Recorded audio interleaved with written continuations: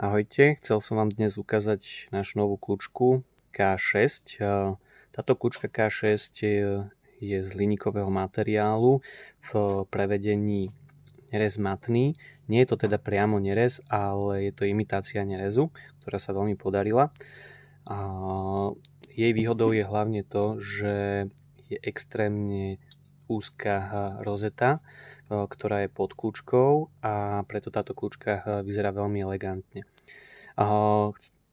Montáž tejto kľúčky je trošku náročnejšia ako bežné kľúčky a montuje sa za pomoci tohto štvorhranu, kedy je nutné do hliníkových profilov vyfrezovať otvor na túto časť a potom sa vlastne vloží táto časť do hliníkového profilu. Následne sa osadí táto nerezová krytka. Táto krytka sa potom ukotví skrutkami, ktoré sa tam vlastne vložia.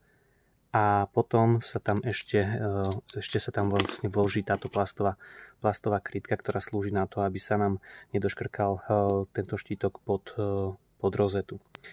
Následne vložíme kľúčku. Táto kľúčka nám presne ukazuje podľa šípok, kde máme dať danú kľúčku. Keď ju sem vlastne vložím, ukotvím to potom za pomoci červíka, ktorý tam mám, a kľúčku mám namontovanú. Čo je výhodou ešte tejto kľúčky, je to teda, že je určená teda hlavne do hliníkových profilov, ktorá sa montuje za pomoci týchto nitovacích matíc.